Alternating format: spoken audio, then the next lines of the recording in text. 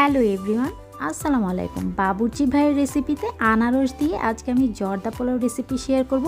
আপনারা একবার হলেও বাসায় ট্রাই করবেন, পুরো ভিডিওটা আমার সাথেই থাকবেন। এখানে আমি 2 কাপ বাসমতি চাল নিয়েছি, আর এখানে আমি একটা আনারস পাতলা করে এভাবে কেটে নিয়েছি। আনারসটা আমি ব্লেন্ডারে পেস্ট করে নিব। আজকে এই আনারস দিয়েই আমি এই বাসমতি চাল দিয়ে জর্দা পোলাওটা রান্না করব।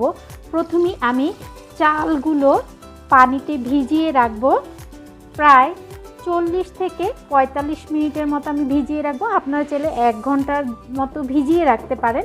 আজকে আমি এই জর্দা পোলাওটা আনারস দিয়ে বাবুর্চির রেসিপিতে আপনাদের সাথে শেয়ার করব। আমি এখানে প্রথমেই চালটা আমি ভিজিয়ে রাখবো, ফিরে আসছি 40 মিনিট পর। 40 মিনিট পর্যন্ত আমি চালগুলো ভিজিয়ে রাখবো পানিতে। এভাবেই ফিরে এলাম 40 মিনিট পর।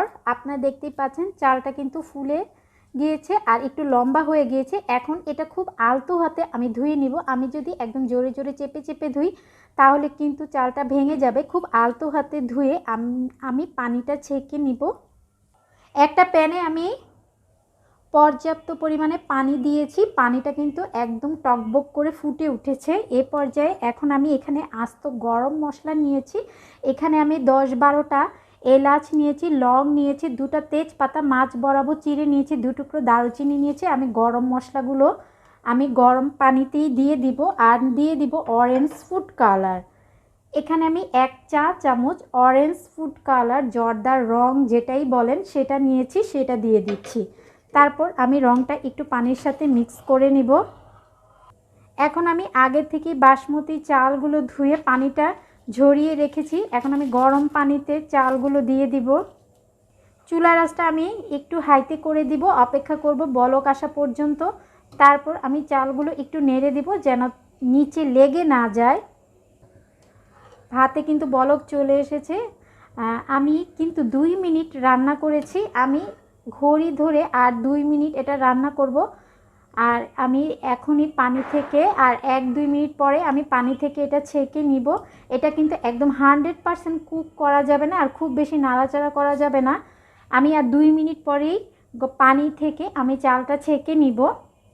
জর্দার জন্য আমার ভাত রান্না করা একদম রেডি। আপনারা দেখতেই পাচ্ছেন এটার ভিতরে কিন্তু একটা শাঁসালো ভাব আছে। এ পর্যায়ে কিন্তু আমি এটা পানি থেকে তুলে নিব। আর এটা কিন্তু পানি থেকে তোলার পরেও কিন্তু এটা কিন্তু আরও একটু নরম হয়ে আসবে। এখন আমি চুলাটা অফ করে দিব। তারপর সবগুলো চাল আমি পানি থেকে ছেঁকে নেব।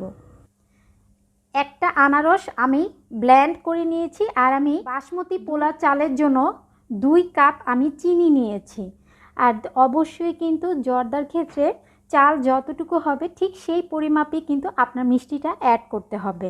আর এখানে আমি মোরব্বা নিয়েছি 1.5 কাপের মতো, আর এখানে মাওয়া নিয়েছি। মোরব্বাটা আমি এরকম কুচি কুচি করে কেটে নিয়েছি। আর লাগবে আমার কিছু বাদাম। এখানে আমি কাজু বাদাম ছোট করে টুকরো করে নিয়েছি, কিশমিশ নিয়েছি, এখানে আমি কিছু ড্রাই ফ্রুটস নিয়েছি, আর এখানে আমি নিয়েছি কাঠবাদাম, সেটাও আমি কুচি করে নিয়েছি। এখন সরাসরি আমি জর্দা করতে চলে যাব চুলায়। জর্দাটা রান্না করার জন্য চুলায় একটা প্যান বসিয়ে দিয়েছি। প্যানটা কিন্তু গরম হচ্ছে। এখন আমি প্রায় 1/2 কাপের মতো আমি পানি দিয়ে দিচ্ছি। পানিটা দেওয়ার কারণ হচ্ছে বাবুর্চি ভাই কিন্তু এই পানিটা দেয় তাহলে নিচে আর লেগে যায় না। এখন আমি আগে থেকেই যে আনারস ব্লেন্ড করে রেখেছিলাম পুরো আনারসটা কিন্তু আমি দিয়ে দিচ্ছি। এখন আমি 2 কাপ চিনি দিয়ে দিচ্ছি। আমি আনারসের সাথে কিন্তু চিনিটা দিয়ে দিচ্ছি। এখন নেড়ে চেড়ে আমি মিক্স করে নিব। শিরাটা অপেক্ষা করব শিরাতে একটা বলক আসা পর্যন্ত। চিনিটা কিন্তু গলতে শুরু করেছে। আমি কিন্তু এখন পর্যন্ত কোনো তেল বা ঘি দেইনি। আপনারা কিন্তু এই পর্যায়ে তেল যদি ব্যবহার করেন তেল দিয়ে দিবেন। তবে আমি আজকে এই জর্দাটা ঘিয়ে করব। ঘিয়ে করলে এর ফ্লেভারটা কিন্তু দ্বিগুণ চলে আসে। এখানে আমি 1/2 কাপের মতো ঘি নিয়েছি, আমি পুরো ঘিটাই দিয়ে দিচ্ছি। এখন আমি ঘিটাও এই শিরার সাথে আমি মিক্স করে নিব। ঘি, শিরা আর আনারস দেওয়ার কারণে এত সুন্দর একটা ফ্লেভার আমি পাচ্ছি। ট্রাস্ট মি, আপনারা যখন এটা বাসায় এরকম আনারস দিয়ে এই জর্দাটা করে খেয়ে দেখবেন, আপনাদের কাছেও অসাধারণ লাগবে। আর এই ফ্লেভারটা যখন আপনারা করে খাবেন তখন আপনারা নিজেরাই বুঝতে পারবেন। আর আমার শিরা কিন্তু এখন হয়ে গিয়েছে, বলক কিন্তু চলে এসেছে। এখন আমি আগে থেকেই যেই চালগুলো সিদ্ধ করে পানিটা ছেঁকে রেখেছিলাম, এখন আমি খুব আলতো হাতেই শিরার উপরে বাসমতি ভাতটা, রান্না করে রাখা ভাতটা আমি দিয়ে দিব। পুরো ভাত কিন্তু আমি দিয়ে দিয়েছি। এখন আমি খুব আলতো হাতে নেড়ে চেড়ে শিরার সাথে আমি ভাতটা মিক্স করে নিব। এ পর্যায়ে কিন্তু অবশ্যই আপনারা খুব জোরে জোরে চেপে চেপে মিক্স করতে যাবেন না, তাহলে কিন্তু যেই চালগুলো আছে এগুলো আর আস্ত থাকবে না, এগুলো কিন্তু ভেঙে যাবে। তাই খুব আলতো হাতে আমি শিরার সাথে এটা মিক্স করে নিব। এখন আমি এটা দমে দিব। এই জন্য এখানে আমি একটা পাতলা সুতির কাপড় নিয়েছি নেটের। এটা আমি প্রথমে পানিতে ভিজিয়ে নিয়েছি। পানিতে ভিজিয়ে তারপর খুব ভালোভাবে পানিটা কিন্তু আমি ছেঁকে নিয়েছি। এখন আমি এটা পুরো পাতিলের উপরে এভাবে দিয়ে দিব। আর এ পর্যায়ে কিন্তু আপনারা অবশ্যই কিন্তু চুলার আঁচটা একদম লো করে দিবেন।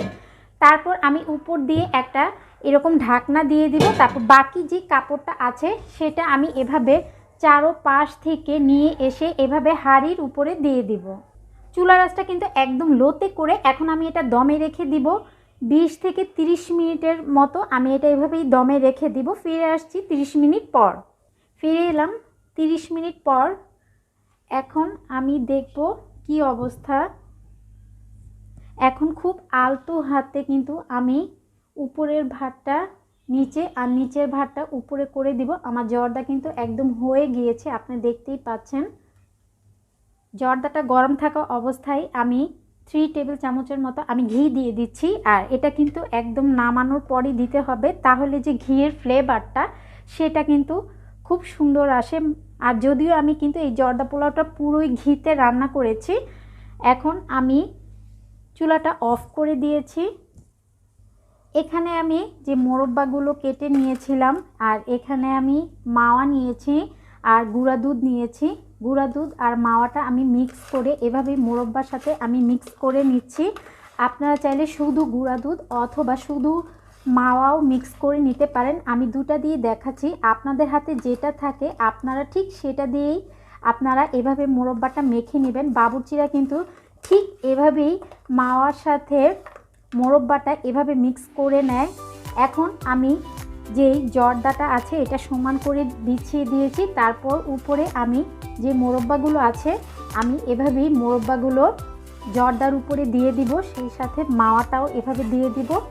তারপর আমি আগে যেই বাদামগুলো কুচি করে রেখেছিলাম, এখানে আমি কাজু বাদাম, কাঠবাদাম, কিশমিশ যা যা নিয়েছি সব রকমের বাদামই আমি জর্দার উপরে দিয়ে দিচ্ছি। বাবুর্চি ভাইয়ের রেসিপিতে আনারস দিয়ে অসম্ভব মজার এই জর্দা পোলাও রেসিপি আমার কিন্তু আপনাদের ফ্রেন্ডস এবং ফ্যামিলির সাথে শেয়ার করবেন। আমার চ্যানেলটি সাবস্ক্রাইব করে আমার পাশেই থাকবেন। সবাই ভালো এবং সুস্থ থাকবেন। আল্লাহ হাফেজ।